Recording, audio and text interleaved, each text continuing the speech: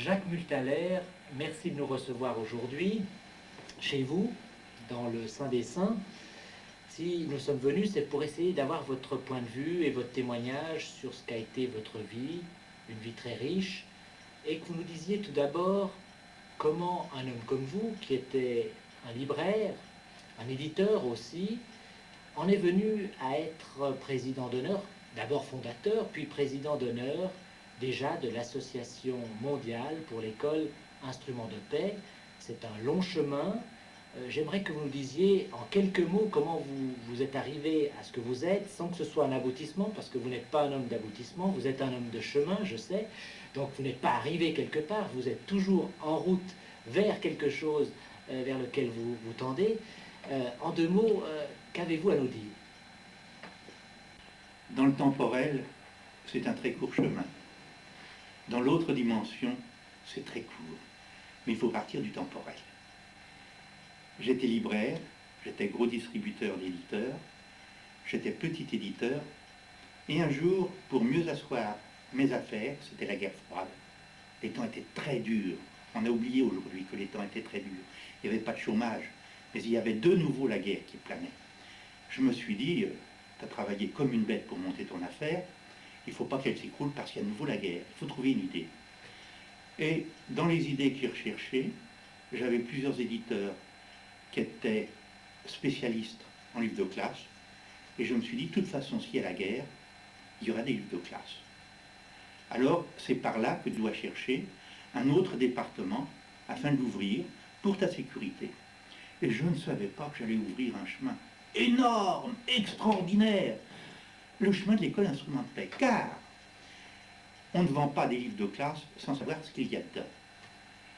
Mon premier élément, donc, a été un peu de contrôler les livres de littérature, les livres de grammaire, les livres de géographie, les livres de mathématiques. Et je fais une découverte sur les livres que je pouvais lire, c'est-à-dire francophones, assez extraordinaire, surtout au niveau de l'enseignement d'histoire. Aucun n'était objectif. Tous se contradisaient. Alors là, j'ai commencé à faire un genre d'analyse entre les uns et entre les autres. Et je me suis aperçu que, sans exception, dans tous les pays autoritaires, les livres de classe sont des usines à faire des soldats, des ennemis, des sectaires, des fanatiques, des sanguinaires. Quand j'ai découvert ça, quelle frayeur! Mais néanmoins, mes affaires marchant bien, mes livres étant bons, j'ai continué à les vendre, tout gentiment. Et un jour, c'était en 58, j'ai un de mes frères qui a été tué dans des circonstances terriblement dramatiques en Algérie. C'était le début de la guerre. Et c'était le second frère que je perdais. J'ai perdu un premier frère qui était officier de cavalerie en 1940, en mai 40, lors de la drôle de guerre, comme quoi il n'était pas si drôle que l'on dit. Et le deuxième frère. Et le deuxième frère était chirurgien, et je dois dire que c'était mon meilleur ami. Ça a été la plus grosse raclée que j'ai reçue de ma vie. Horrible.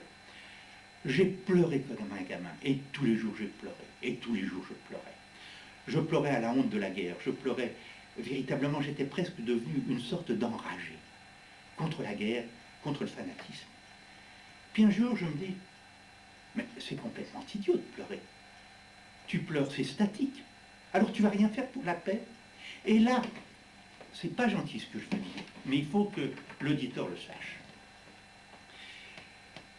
Et là, j'ai remarqué que beaucoup de personnes qui ont fait la guerre, comme je l'ai fait, je peux presque dire héroïquement, car ils ont cru en leur livre d'histoire, ils ont cru en la ligne bleue des Vosges, ils ont cru en leurs instituteurs et en leurs professeurs, et dans le fond, le devoir a pris la place du droit.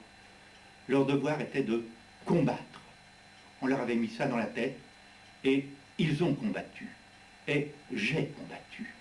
Et j'ai combattu et je l'ai cru. J'avais raison. La décoration que je porte mérite une parenthèse. Nous sommes que quelques-uns en France à l'avoir. Elle s'appelle l'Ordre, grand officier de l'Ordre du Mérite. Et pour l'abbé Pierre et pour moi, on a ajouté du progrès. C'est une longue histoire, trop longue à raconter.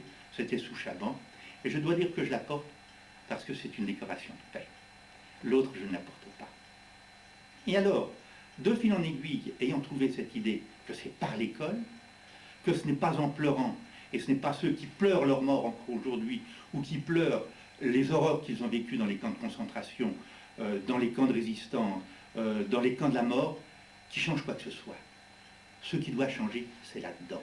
C'est savoir véritablement se mobiliser pour quelque chose de précis. La paix, c'est quelque chose de précis. La paix, ça n'est pas ne pas s'aimer. La paix, ce n'est pas se battre. La paix, c'est vivre ensemble dans la plus grande des paisibilités.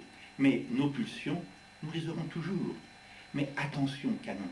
Et c'est là où il faut que nous nous réveillons, car dès l'instant, et nous le voyons dans l'actualité actuellement, car dès l'instant où l'homme possède un fusil, il ne possède plus son âme. Alors il faut le faire revenir à son esprit, à son état naturel, qui n'est pas que violence, mais qui est aussi beaucoup compromis. Et un mot magique qui est